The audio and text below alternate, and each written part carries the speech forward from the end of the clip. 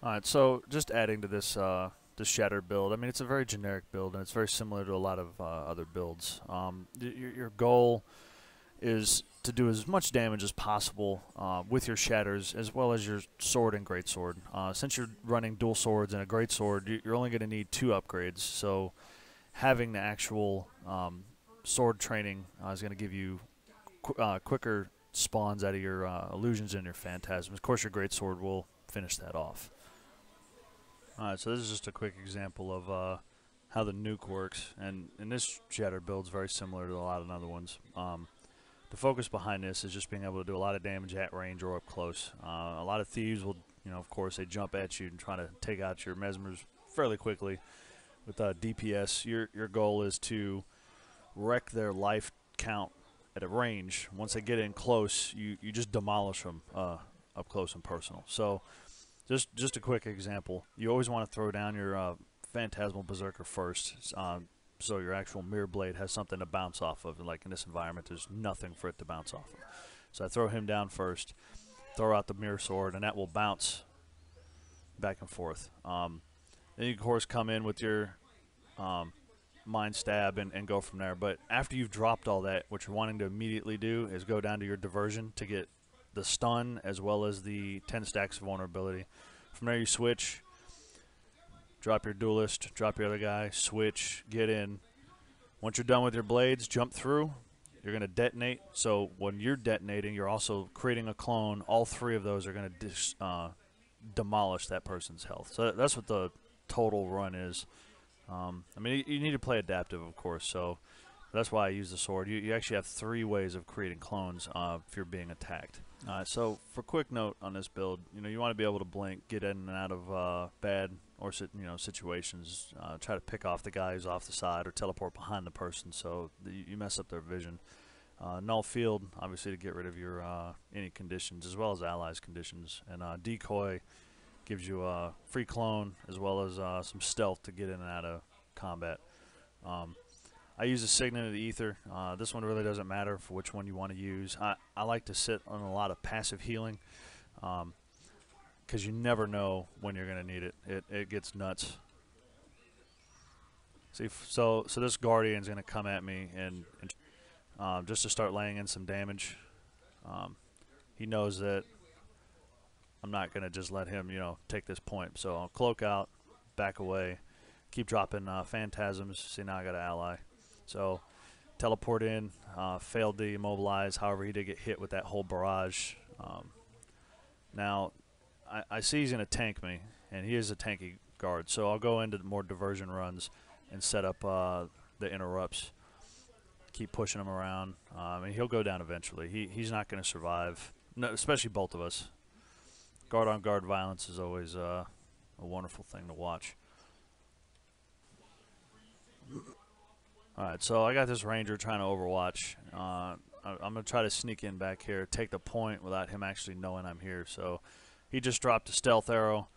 Oh, I guess he's not actually coming after me yet. So if he's going to let me sneak up on him, then he's about to have a really bad day.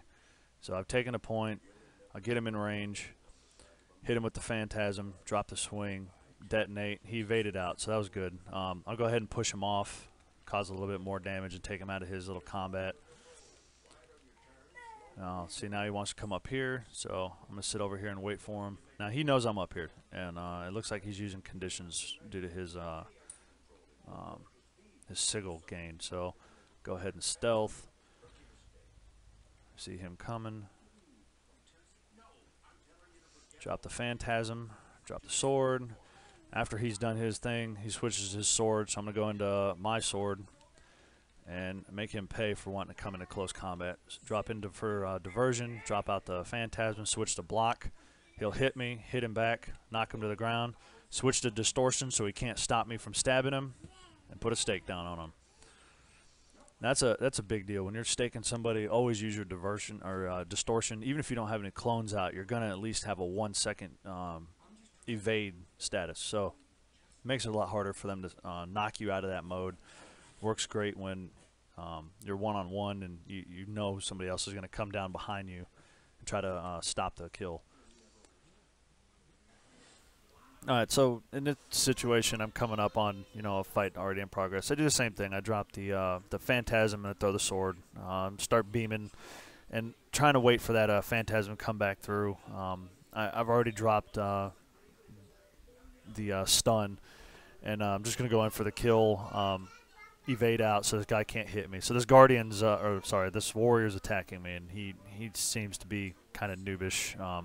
Because he's hitting me and then he's hitting my clones, so he doesn't know which one is actually me. So I'm trying to stay still and look like the rest of my clones. He's getting confused. I mean, I'm still sitting at low health, but he's going to run away in this case. Now, this warrior kind of bit off more than he can chew. He thought he was just going to run in and hit me a bunch of times with his sword, but that didn't happen.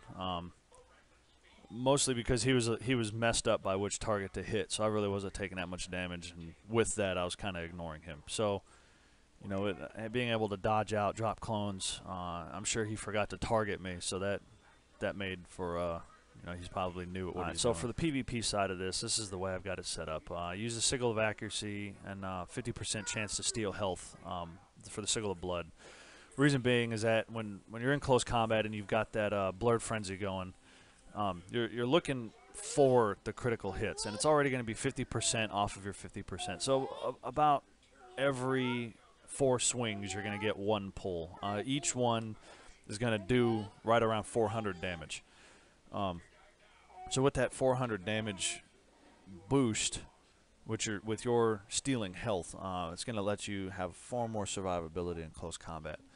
I use that for both ranged, due to your phantasms not actually taking your increases for 5% damage if you use like Sigil of Force. Rune of the Scholar just to have that higher crit chance. Also, most of the time they're not gonna know where you are due to you just dropping clones, teleporting around. You'll confuse even the best players. And Berserker Amulet just to dish out that high end damage out of your shatters.